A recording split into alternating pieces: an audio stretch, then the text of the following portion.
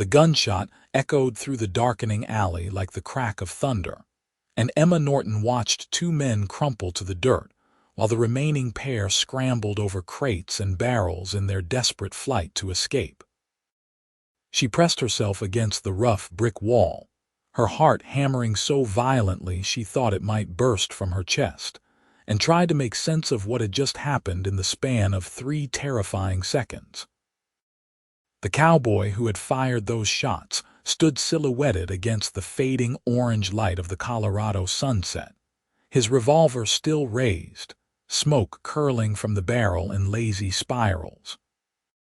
He did not move to pursue the fleeing men, and Emma realized with a strange clarity that he had never intended to kill anyone unless absolutely necessary. The two men on the ground clutched their legs, howling in pain, their threats and crude propositions replaced by anguished cries. "You all right, miss?"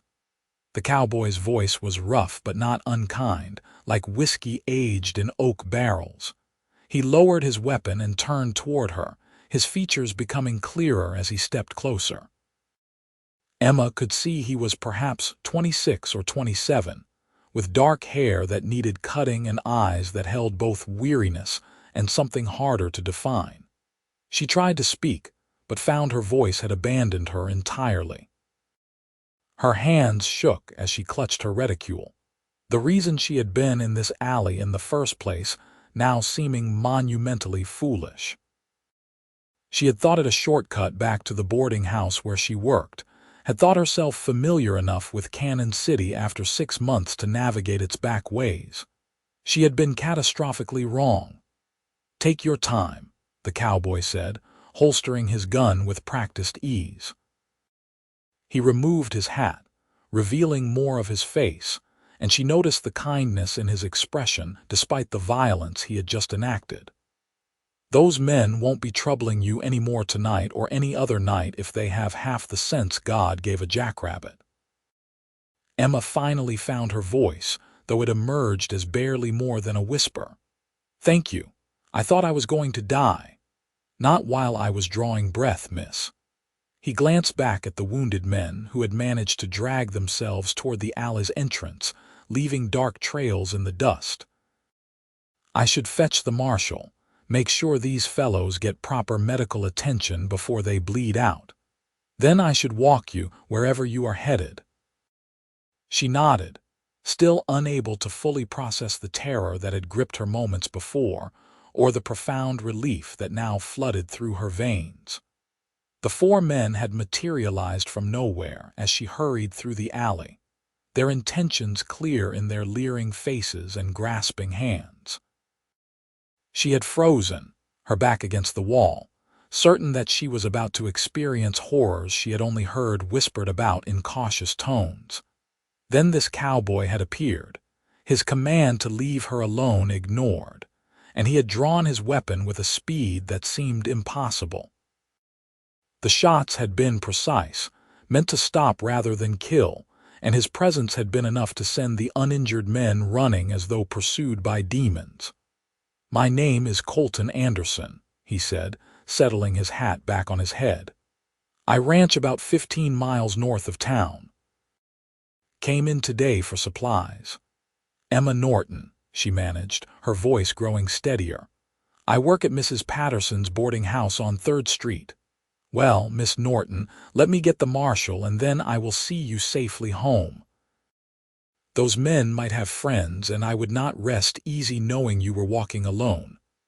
He paused, studying her face in the dimming light. "You are not hurt.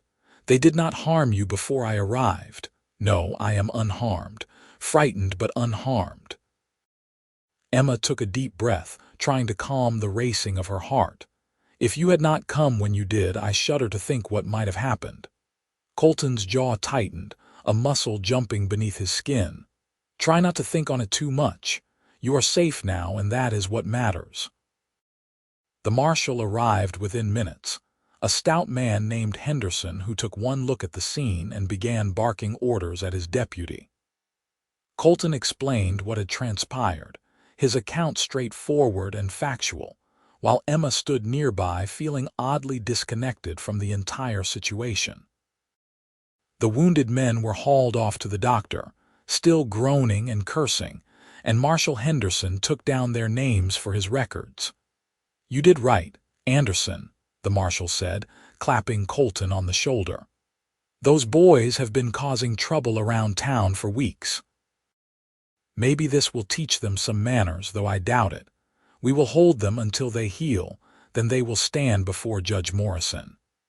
As the marshal and his deputy departed, Colton turned back to Emma, offering his arm with old-fashioned courtesy. "Shall we get you home, Miss Norton?"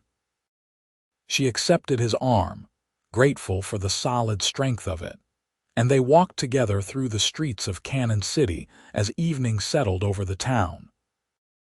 The year was 1879, and the town had grown considerably since the railroad had arrived, bringing with it both opportunity and rough characters who saw the growing settlement as ripe for exploitation.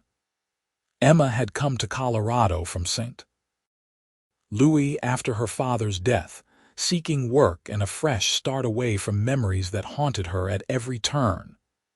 "Have you been ranching long, Mr. Anderson?" she asked, wanting to fill the silence with something other than her own turbulent thoughts. "Call me Colton, please."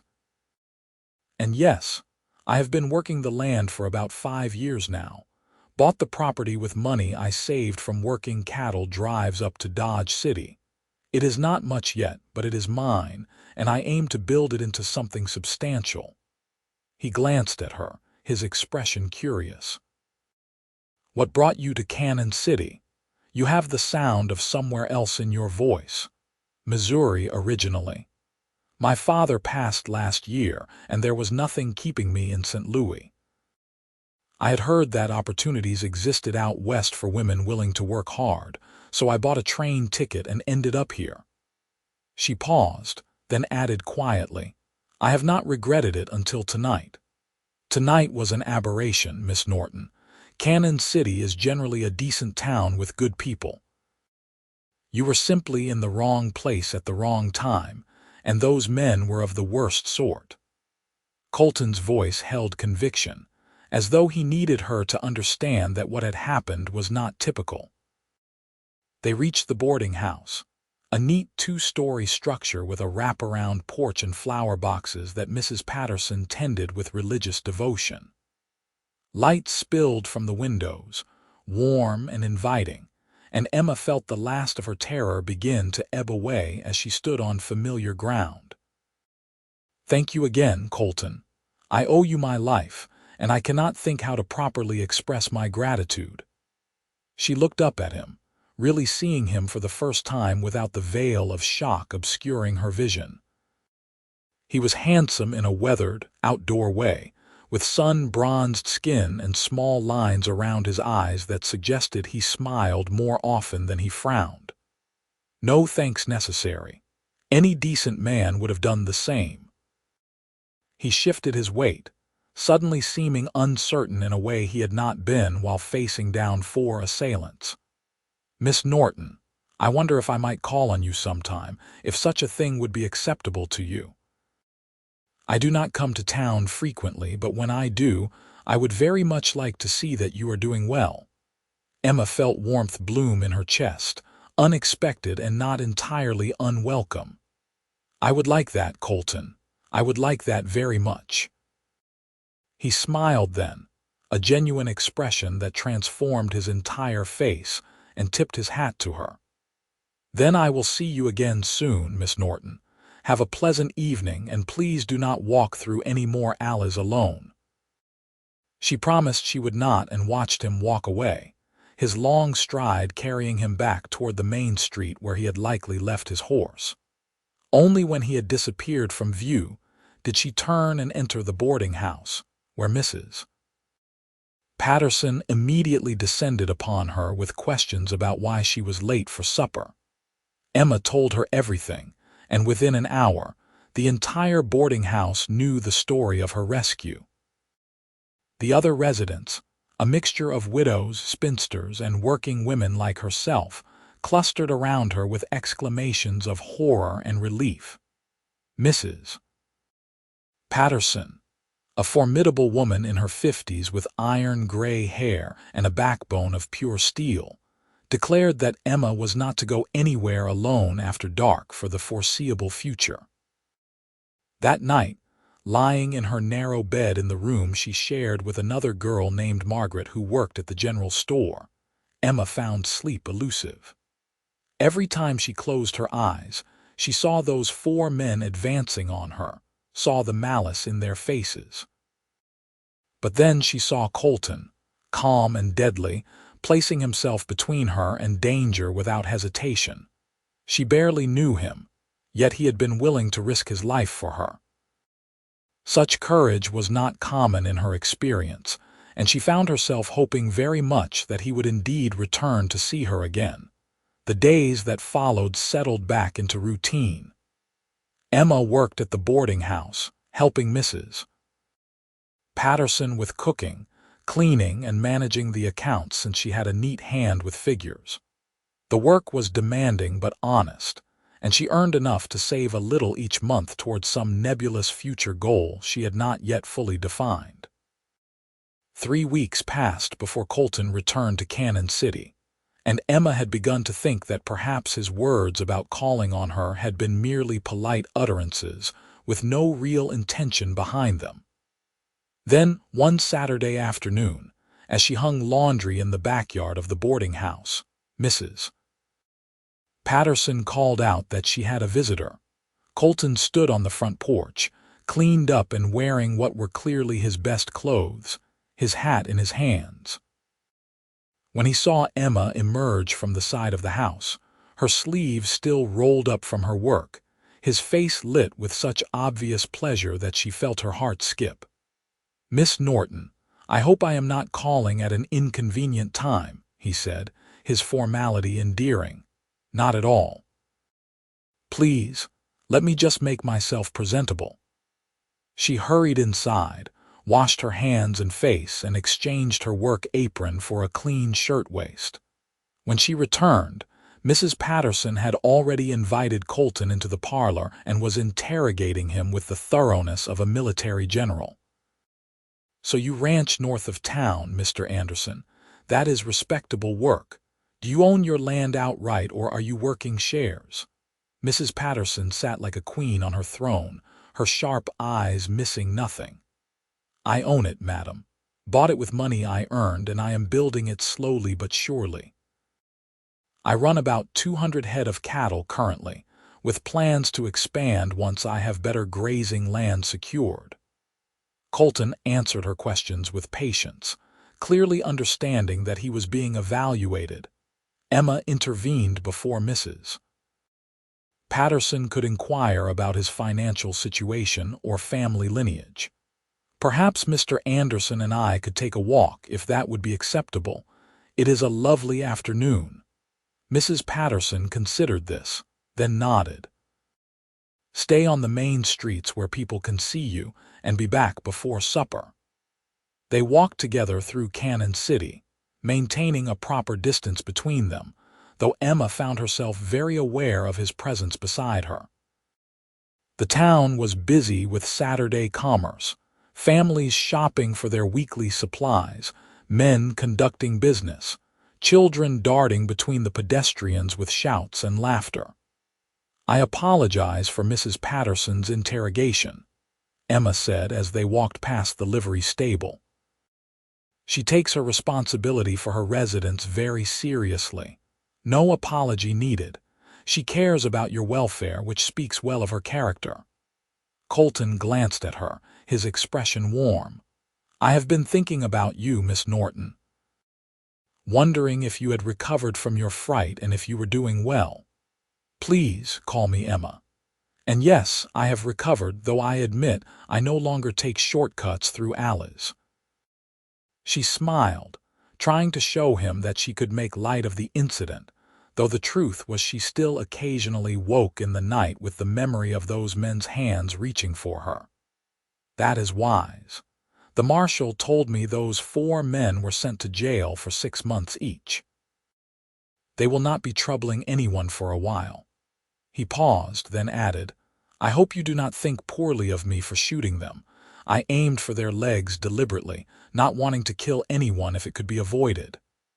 "I think you saved my life, Colton. I could never think poorly of you."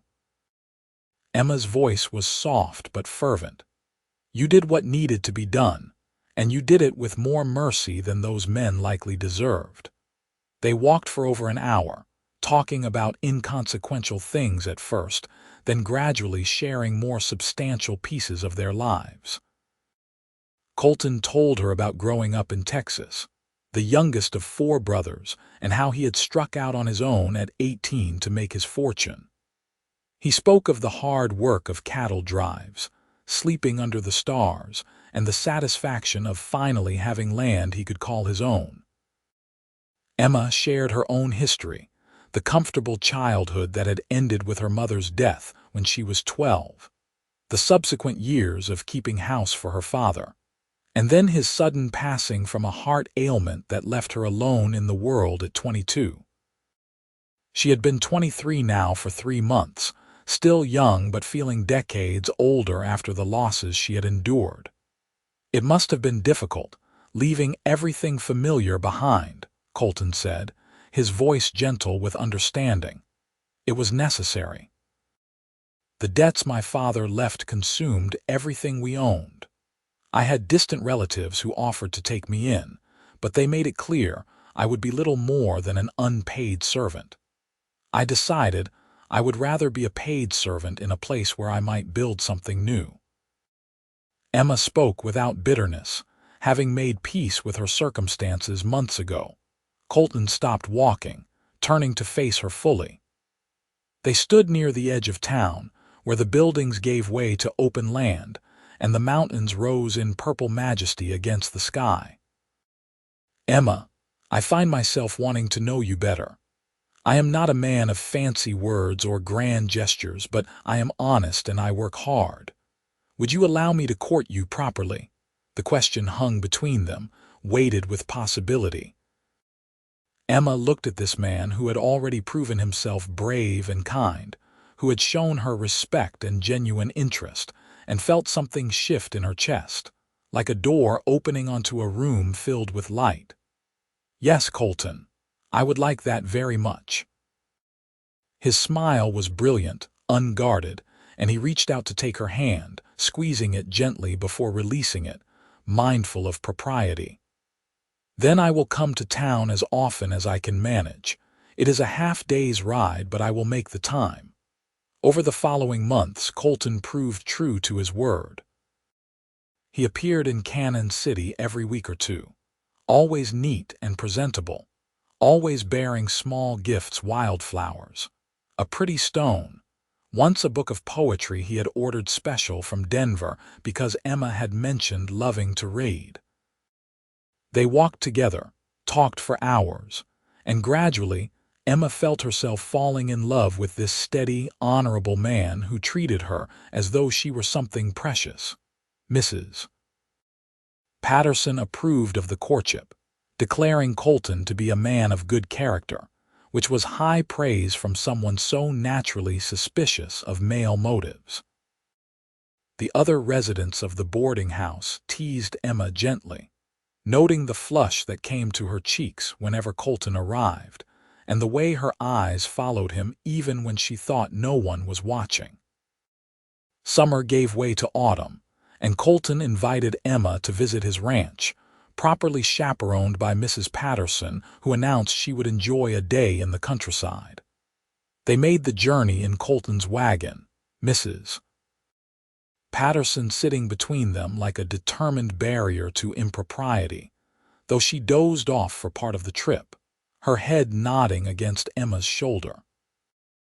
The ranch was modest but well-maintained, with a small house that Colton had built himself, a sturdy barn and corrals for the horses and cattle. He showed them around with obvious pride, pointing out improvements he had made and explaining his plans for expansion. Emma could see the potential in the land, could imagine the place growing and prospering under Colton's careful stewardship. "It is not much yet," he admitted as they stood on the porch of the house, looking out over the valley that held his property. "But it will be. I have been thinking about adding more rooms to the house, making it more suitable for a family." Mrs. Patterson had wandered off to examine the garden, leaving Emma and Colton with a semblance of privacy. Emma understood the implication in his words, the question he was circling around without quite asking. "It is a beautiful place, Colton. You should be proud of what you have built here." She looked up at him, her heart beating fast. "And it could be more in time. With someone to share it with, I imagine it would feel complete." He turned to her, his expression serious and hopeful all at once. "Emma, I know we have not been courting long by traditional standards, but I am certain of my feelings. I love you. I want to build a life with you here on this land. Will you marry me?" The proposal was simple, devoid of flowery speeches or dramatic declarations, and Emma found it perfect precisely because it was so thoroughly Colton honest, direct, and from the heart. "Yes," she said, her voice clear and sure. "Yes, I will marry you." He pulled her close then, propriety abandoned in favor of joy, and kissed her for the first time. Emma felt the world narrow to just the two of them, standing on the porch of what would become their home, and knew with absolute certainty that she was making the right choice. Mrs. Patterson returned from her garden exploration, took one look at their faces, and smiled with satisfaction. "I assume congratulations are in order. We are engaged," Colton confirmed, his arm around Emma's waist, unwilling to let her go. "With your blessing, Mrs. Patterson, I would like to marry Emma as soon as arrangements can be made." "You have my blessing, young man. Emma could not have chosen better, in my opinion." Mrs. Patterson's gruff voice was softened with genuine affection. "We will need to plan a proper wedding, of course. These things cannot be rushed." But they were rushed, at least by the standards of polite society, because neither Emma nor Colton saw any reason to wait.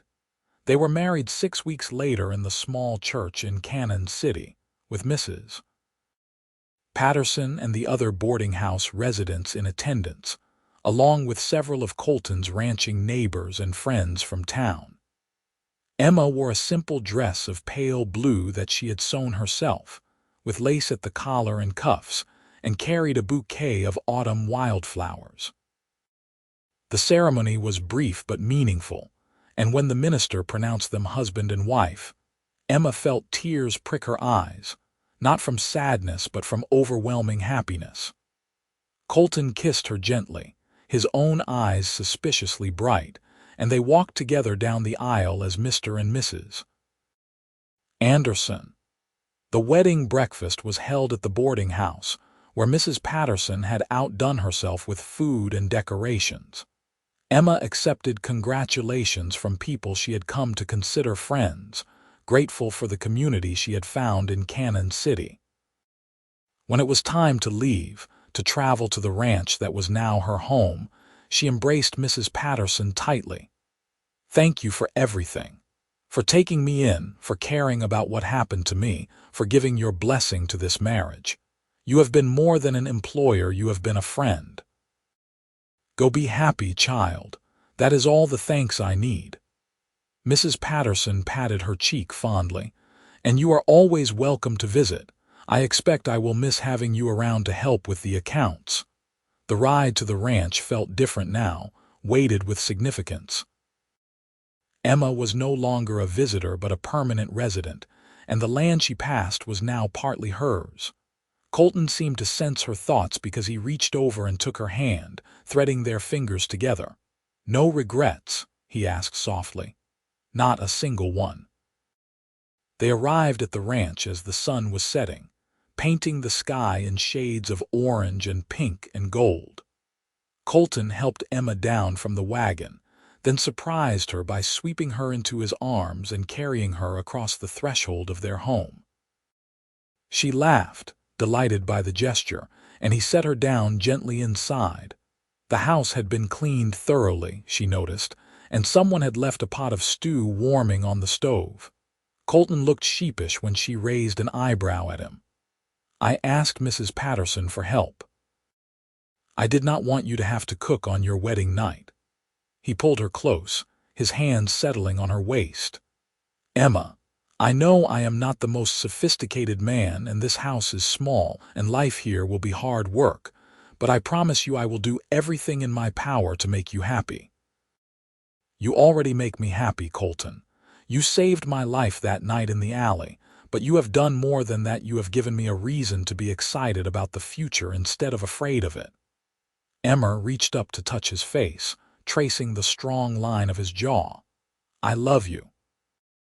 He kissed her then, deeply and thoroughly, and Emma forgot about the stew on the stove, forgot about everything except the feeling of being loved and wanted and safe in her husband's arms. The months that followed were some of the happiest of Emma's life. She threw herself into making the ranch house a real home, sewing curtains for the windows, planting a more extensive garden, and learning the rhythms of ranch life. Colton taught her to ride, patiently guiding her through the basics until she could manage her horse with confidence, and they often rode together across his land, checking on cattle or simply enjoying the vast openness of the Colorado landscape. Winter came early that year, and Emma learned what true cold meant in the mountains. The first major snowstorm trapped them inside for 3 days, but she found she did not mind. They spent the time talking, reading aloud to each other, and growing even closer. Colton proved to be a considerate husband, attentive to her needs and feelings, and Emma felt their partnership deepening into something profound. They made love with increasing passion and tenderness, learning each other's bodies and desires, and Emma discovered she was not as innocent as she had thought when it came to physical pleasure. Colton was patient and thorough, ensuring her satisfaction before seeking his own, and their nights together were filled with whispered endearments and sighs of contentment. In February, Emma realized her monthly courses had not arrived, and after another missed cycle, she told Colton she thought she might be expecting a child. His reaction was everything she could have hoped for: pure joy followed by immediate concern for her well-being. He became even more protective, insisting she not lift heavy objects or work too hard, though Emma laughed and told him she was pregnant, not made of glass. The pregnancy progressed smoothly, and Emma bloomed with health, her body rounding with the life growing inside her. Colton often placed his hand on her belly, marveling at the movement of their child, and they spent long evenings debating names and making plans for the nursery they would create in one of the spare rooms. Summer arrived with its heat and longer days, and Emma found herself waddling more than walking in the final weeks. Mrs. Patterson came to stay at the ranch for the last month of the pregnancy, declaring that Emma needed another woman present, and Colton gratefully accepted her help, clearly anxious about the approaching birth. On a sweltering afternoon in late July, Emma's labor began. It was long and difficult, lasting through the night and into the next day, but Mrs. Patterson was a steady presence, coaching her through contractions and offering encouragement. Colton paced outside the bedroom door like a caged animal, occasionally barging in to hold Emma's hand until Mrs. Patterson shooed him back out. Finally, as the sun reached its zenith, Emma gave birth to a healthy baby boy. The moment they placed him in her arms, still slippery and wailing, she fell completely in love. Colton came into the room, his face drawn with worry that transformed into wonder when he saw his son. "A boy," he breathed, reaching out to touch the tiny fist that waved in the air. "Emma, he is perfect." They named him James Colton Anderson, and he became the center of their world. Emma had never known she could feel such fierce love for another human being, and watching Colton with his son, so gentle and careful despite his rough rancher's hands, made her love him even more. Life settled into a new rhythm, punctuated by feedings and diaper changes and the gradual reduction of sleep. Emma sometimes felt exhausted beyond measure, but she also felt fulfilled in a way she had never experienced before. This life they were building together, this family, was everything she had dreamed of during those lonely years after her father's death. James thrived, growing from a tiny newborn into a chubby infant with Colton's dark hair and Emma's blue eyes. Mrs. Patterson visited regularly, always bringing small gifts and advice, and Emma maintained friendships with women from town who would occasionally make the journey out to the ranch for afternoon visits. The ranch itself continued to grow under Colton's management. He hired 2 ranch hands, brothers from Texas who worked hard and proved trustworthy, and expanded his herd to nearly 400 head. The house received the additions he had promised, including a proper nursery and an extra bedroom for future children. When James was just over a year old, Emma discovered she was pregnant again. This time Colton's excitement was tempered with memories of how difficult the first birth had been, but Emma felt more confident, knowing what to expect. The second pregnancy was easier than the first, and in the spring of 1882, she gave birth to a daughter they named Catherine Ann, after Emma's mother. With 2 small children, life became even busier, but Emma discovered reserves of energy she had not known she possessed. Colton remained devoted to his family, often surprising her by taking both children so she could have a few hours to herself, and he never complained about the demands of ranch work combined with fatherhood. One evening, when James was 3 and Catherine nearly a year old, Emma and Colton sat together on their porch, watching the sunset paint the sky while their children played nearby. James was building towers with wooden blocks Colton had carved, while Catherine crawled determinedly after a butterfly that remained frustratingly out of reach. "You remember the day we met?" Emma asked, leaning against Colton's shoulder. "Every detail." "I was walking back to my horse after buying supplies, heard shouting from that alley, and something made me look. When I saw those men surrounding you, I did not even think, I just acted." He pressed a kiss to the top of her head. "Best decision I ever made. You saved me in more ways than you know." "I was so lost then, Colton. Working at the boarding house, sending money to pay off my father's debts with no real future ahead of me. Then you appeared and suddenly everything changed. We saved each other, I think.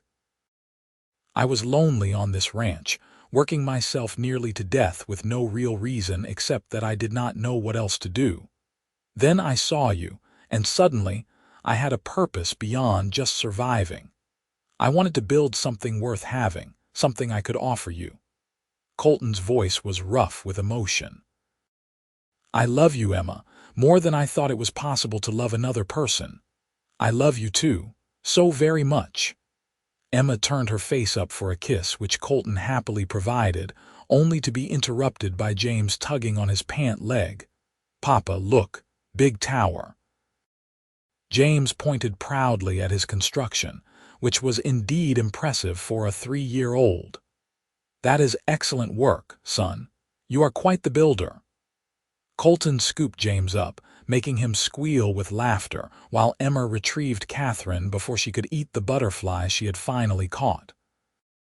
The years continued to pass, marked by the changing seasons and the growth of their children.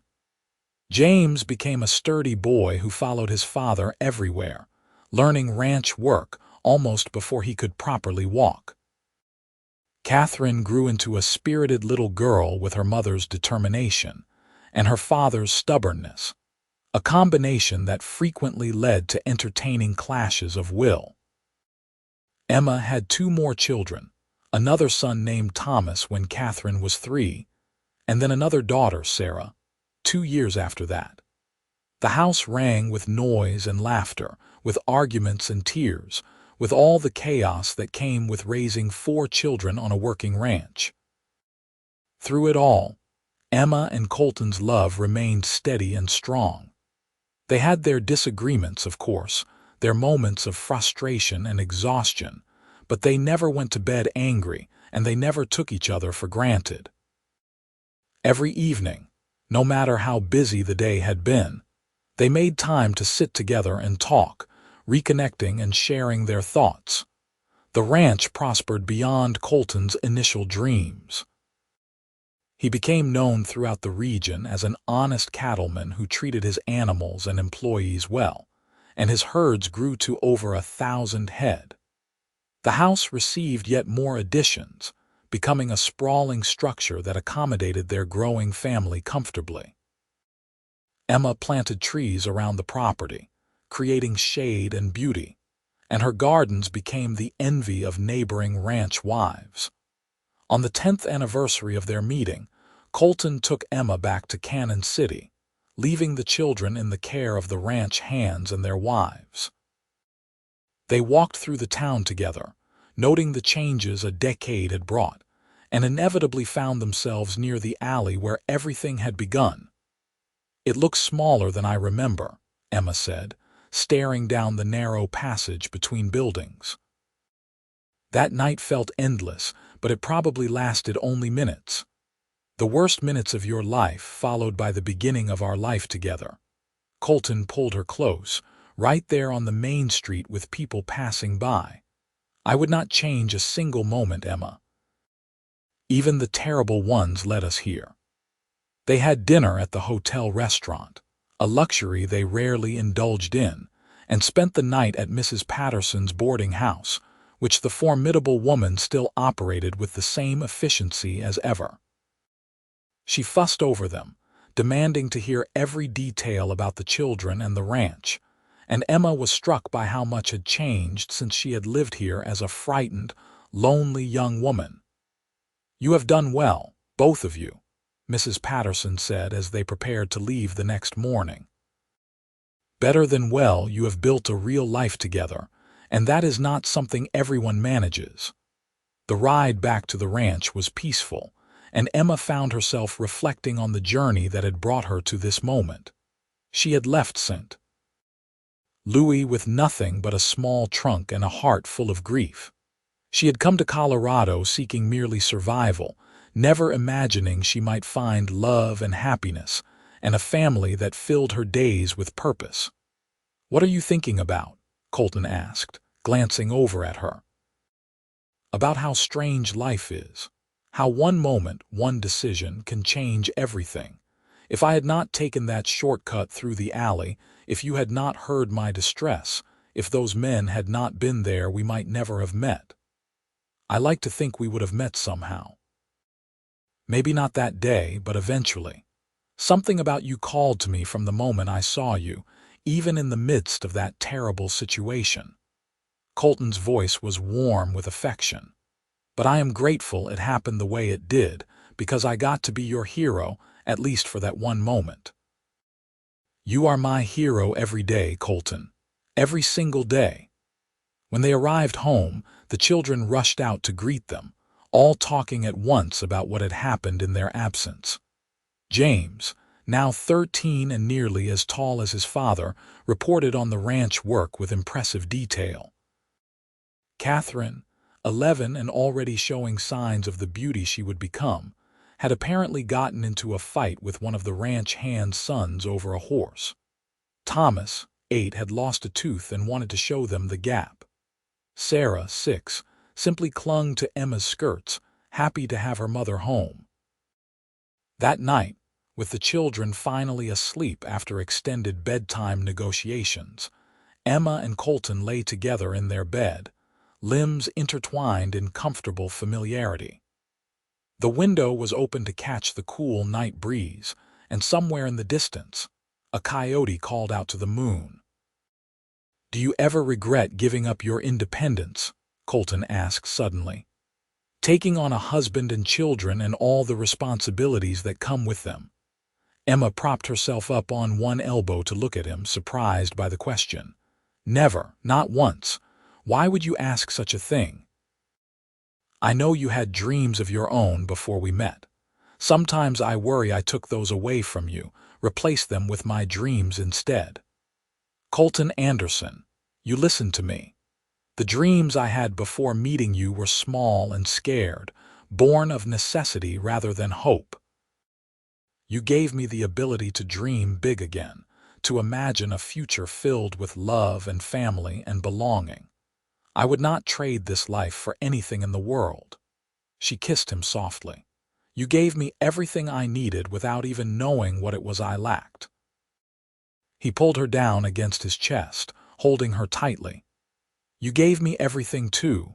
Before you, I was building a ranch but not a home. There is a difference, and I did not understand it until you came into my life and showed me what was missing. They made love slowly, tenderly, the passion of their early days tempered now with deep knowledge and affection. Afterward, Emma lay listening to Colton's steady heartbeat beneath her ear and felt profound gratitude for the path her life had taken. The years continued their inevitable march forward. James grew into a fine young man who inherited the ranch alongside his father, working the land with the same dedication Colton had always shown. Catherine surprised everyone by developing a talent for teaching and opened a small school on the ranch for the children of the hands and nearby families. Thomas became fascinated with horses, training them with remarkable skill and patience. Sarah, the baby of the family, proved to be the wildest of all, constantly seeking adventure and giving Emma more gray hairs than all her siblings combined.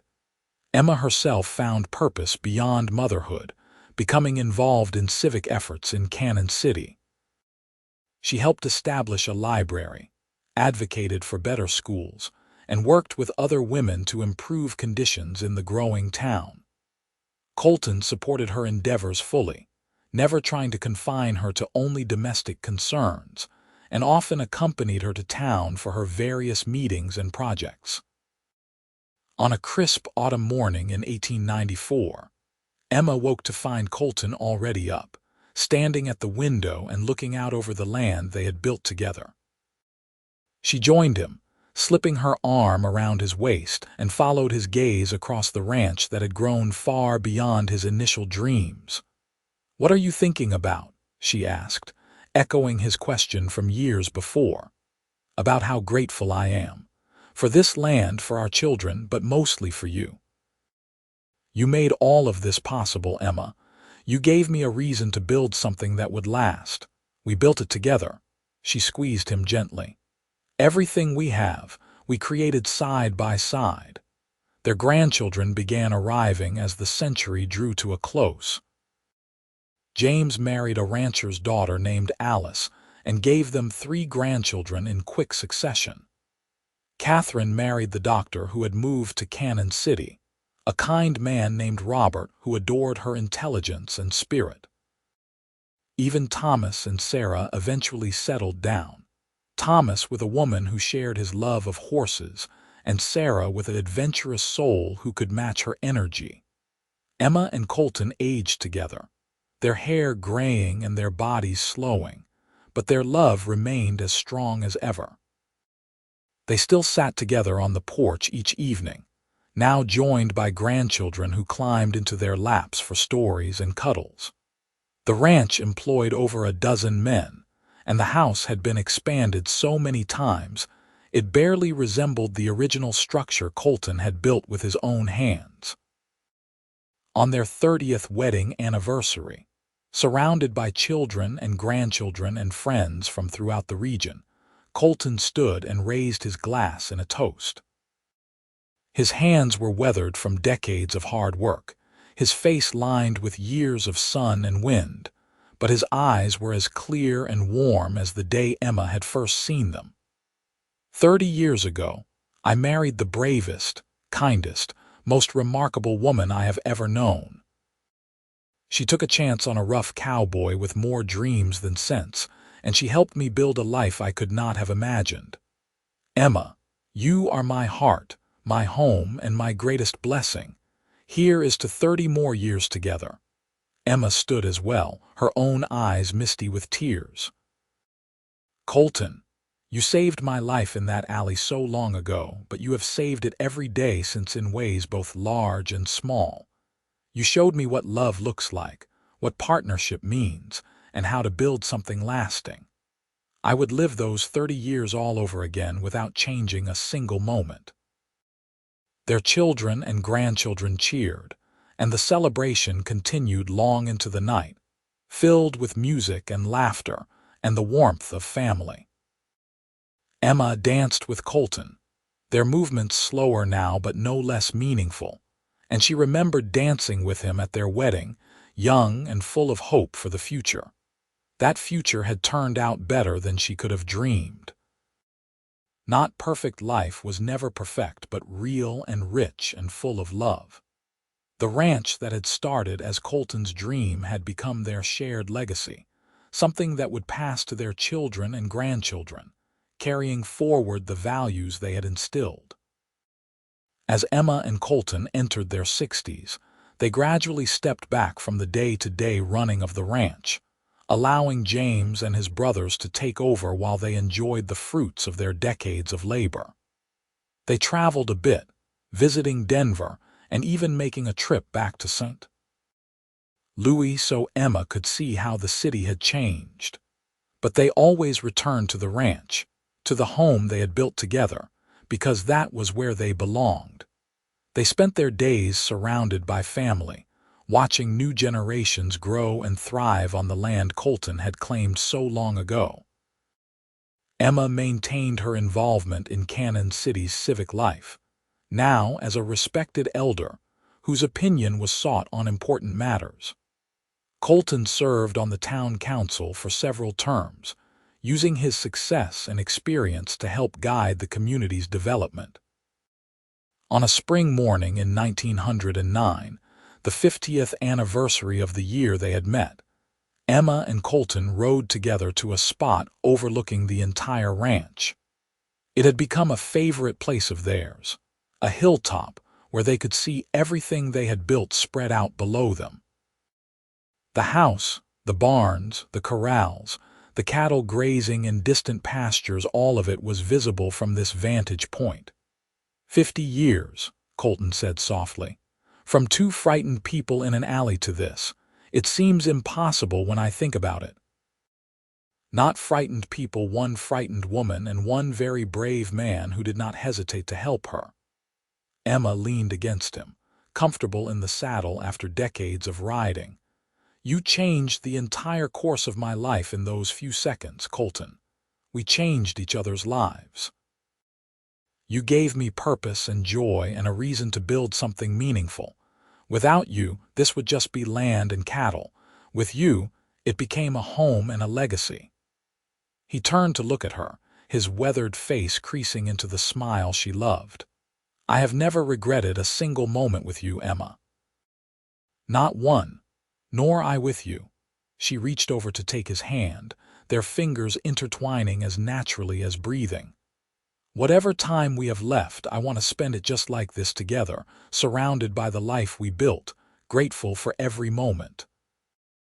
They sat there for a long time, two people who had found each other against all odds and built something beautiful together. The sun climbed higher in the sky, warming the earth and bringing the promise of another season, another year. More time to love and live and appreciate the unexpected gifts life had given them. When they finally rode back down to the ranch house, they found several of their grandchildren waiting, wanting to show them some new accomplishment or seeking advice on some childish crisis.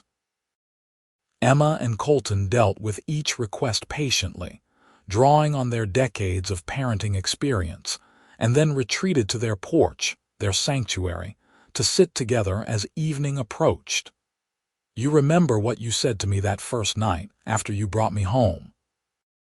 Emma asked as they watched the sunset paint the sky in familiar shades of orange and gold. I said many things. Which particular words are you remembering? You said you would see me again soon. Such a simple promise, but you kept it. You kept coming back, kept showing up, kept choosing me every single day."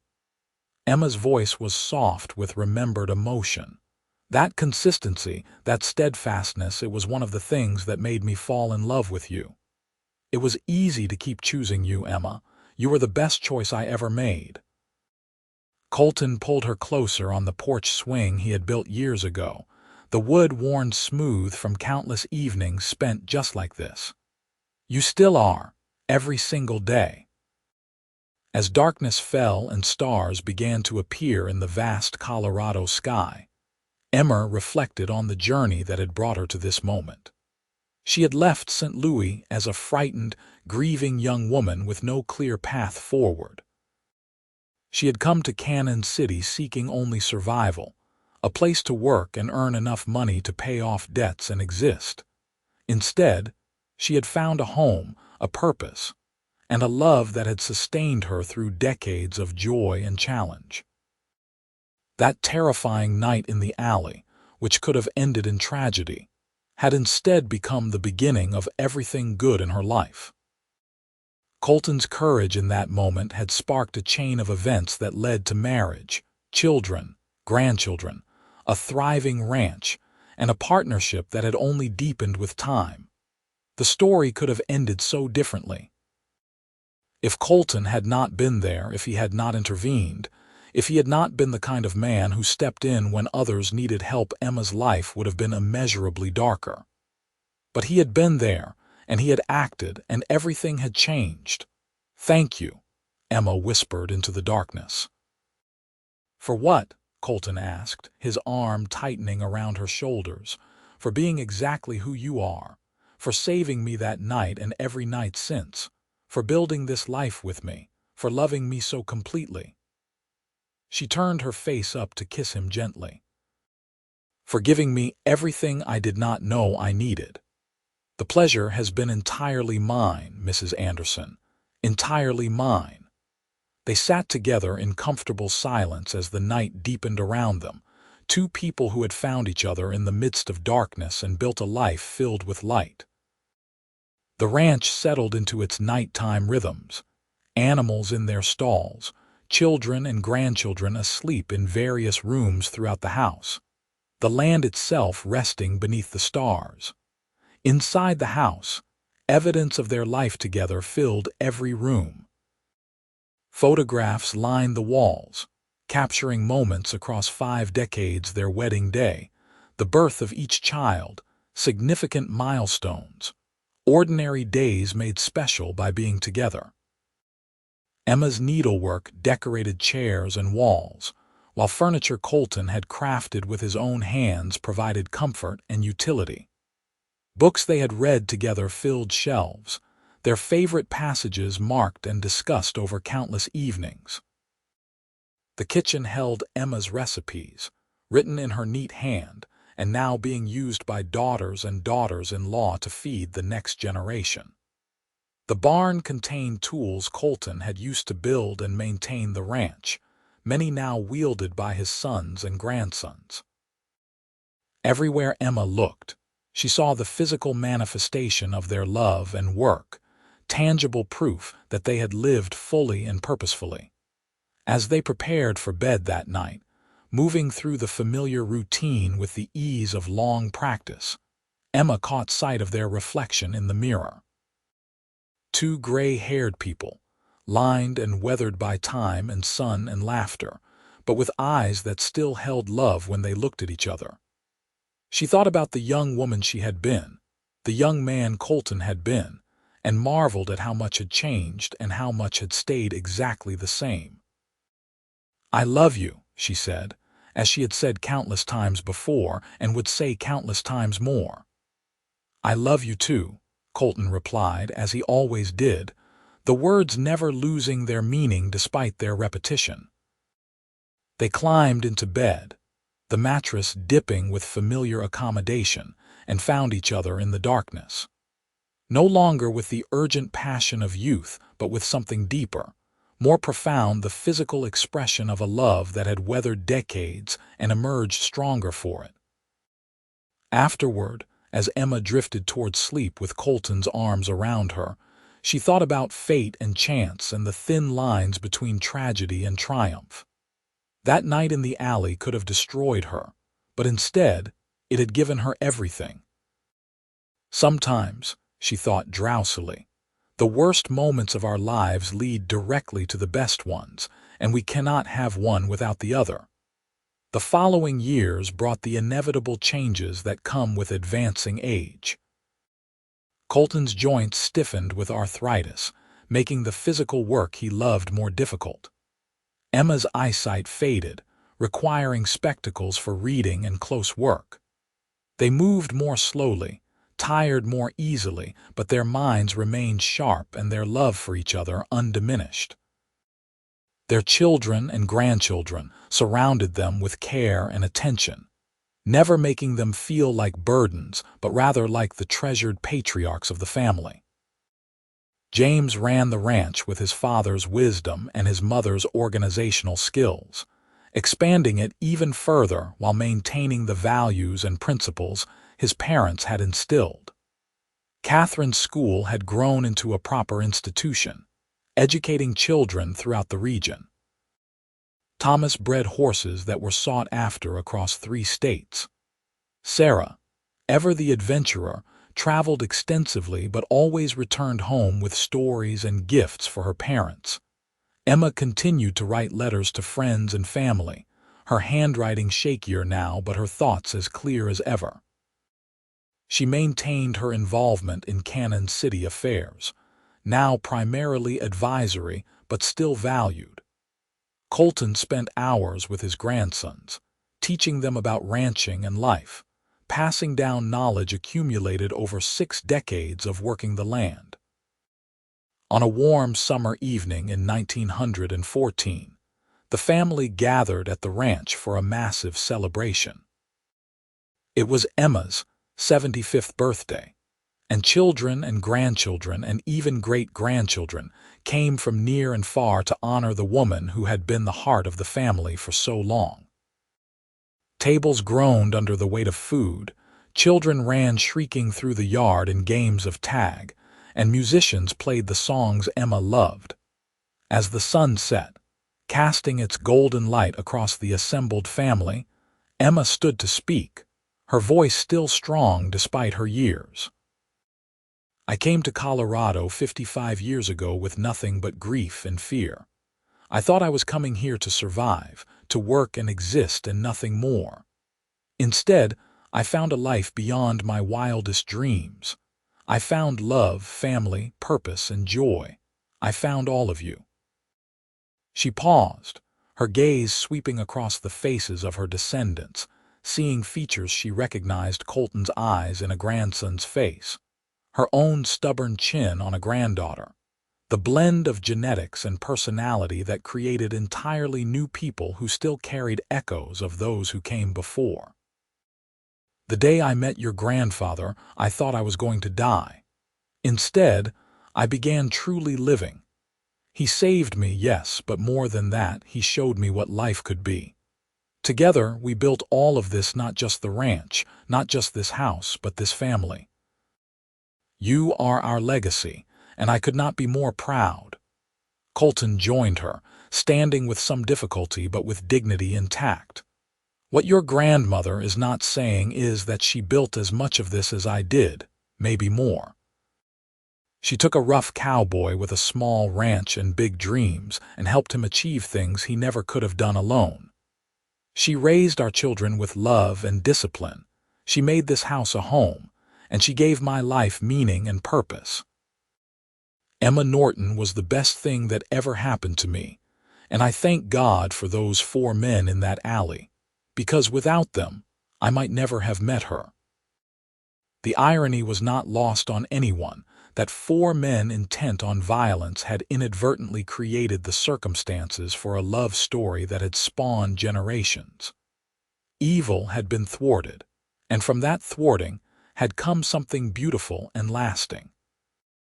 The celebration continued late into the night, But eventually, Emma and Colton retreated to their porch, to their swing, to watch the stars and reflect on the abundance of their life. They held hands, fingers interlaced with the automatic ease of decades, and listened to the sounds of their family still enjoying the party. "We did well," Colton said softly. "Did we not?" "We did extraordinarily well," Emma agreed. "Better than I ever imagined possible." "Do you have any regrets?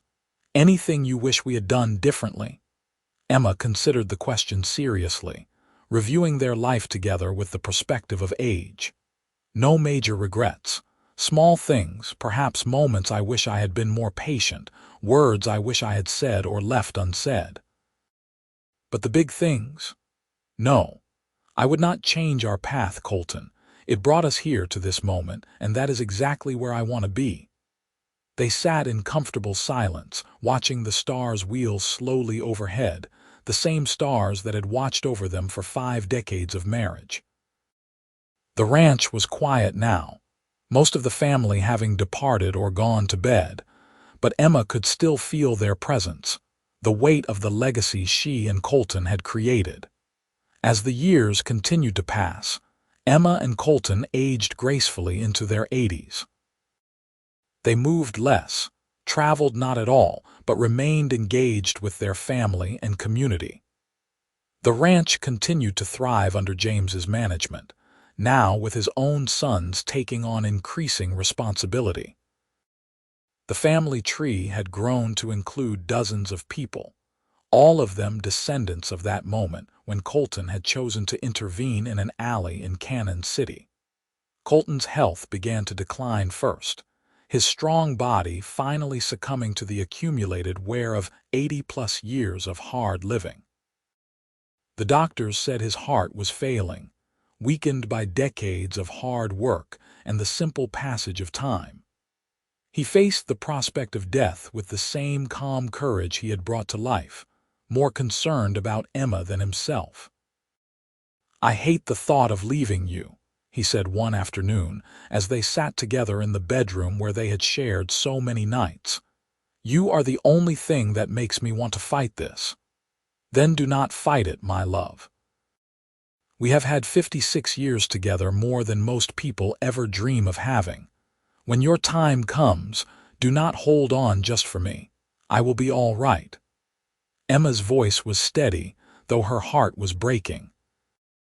"I will miss you every moment of every day, but I will be all right because you taught me how to be strong. You were always strong, Emma. You just did not know it until you had to be." Colton reached for her hand, his grip weaker than it used to be but no less meaningful. "Promise me you will keep living after I am gone. Keep being involved with the family, with the town. Do not just sit here waiting to join me, I promise." Emma brought his hand to her lips, kissing his weathered knuckles. "But you have to promise me something too. When you get to wherever we go next, you wait for me. I do not want to have to search for you in eternity." "I will wait for you, Emma. I will wait forever if I have to, though I hope it is not that long." He smiled, the expression tired but genuine. "I love you. That will never change, not even when I am gone. I love you too. More than words can express." Colton died peacefully 3 days later, surrounded by his family with Emma holding his hand. His last words were her name, spoken with love and gratitude, and then he was gone, slipping away as gently as falling asleep. Emma sat with him for a long time afterward, memorizing his face, feeling the weight of loss settle into her bones. The funeral was massive, attended by people from throughout the region who had known and respected Colton Anderson. He was buried on the ranch he had built, on a hillside overlooking the valley, beneath a simple stone that read, "Colton James Anderson, 1853–1931, beloved husband, father, and friend." He lived with honor and love. Emma grieved deeply, but not desperately. She had known this day would come eventually. One of them would have to face life without the other, and fate had decided it would be her. She leaned on her children and grandchildren, allowing them to help her through the worst days, but she also kept the promise she had made to Colton. She continued living, not just existing. She remained involved with the ranch, though she no longer had any direct role in its operation. She attended town meetings and social events, maintaining the friendships and connections she had built over decades. She wrote letters to distant relatives and friends, sharing news and memories. She played with her great-grandchildren, telling them stories about their great-grandfather and the life they had built together. But every evening, she sat on the porch swing alone, looking out over the land Colton had loved, and talked to him as though he were still there. She told him about her day, about the family news, about the small joys and sorrows that filled her hours. Sometimes she cried, but more often she smiled, grateful for the years they had shared rather than bitter about the ones they would not. Emma lived for 7 more years after Colton's death, remaining sharp and engaged until the very end. She was 85 years old when she simply did not wake up one morning, passing peacefully in her sleep. She was buried next to Colton on that hillside, beneath a stone that read, Emma Norton Anderson, 1839–1938, beloved wife, mother, and friend. She lived with courage and grace. Their children and grandchildren and great-grandchildren gathered to mourn her passing but also to celebrate her life. They shared stories about her strength, her kindness, her wisdom, and her unwavering love for the man who had saved her that night in the alley. They talked about the legacy she and Colton had created, not just the material wealth of the ranch, but the values and principles they had instilled in their descendants. The ranch continued through the generations, each one adding to what Colton and Emma had started. The house was preserved carefully, maintained as a reminder of where the family had come from and the love that had founded it. The porch swing where Emma and Colton had spent countless evenings remained in place, often occupied by their descendants seeking a moment of peace and connection with the past. In Canon City, a small plaque was eventually placed in the alley where it all began, noting that this was the spot where Colton Anderson had saved Emma Norton from assault, and where one of the region's most enduring love stories had started. Tourists and locals alike would sometimes stop to read it, marveling at how something so terrible had led to something so beautiful. The story of that night in 1879 became family legend, passed down through generations with increasing embellishment, but never losing its core truth. A brave man had helped a frightened woman, and from that act of courage had sprung a love that spanned decades and created a legacy that would endure for generations to come. The 4 men who had cornered Emma in that alley, the 2 who had been shot, and the 2 who had fled, had faded into obscurity, their names forgotten while Colton and Emma's story lived on. Evil had tried to triumph that night, but good had prevailed. And from that victory had come life and love and family and joy beyond measure. And on the hillside where Colton and Emma rested side by side, the wind whispered through the grass and wildflowers that grew around their graves, carrying with it the echo of their voices, their laughter, their love, a testament to the truth that even the darkest moments can lead to the brightest futures, and that sometimes, just sometimes, courage and love can conquer all.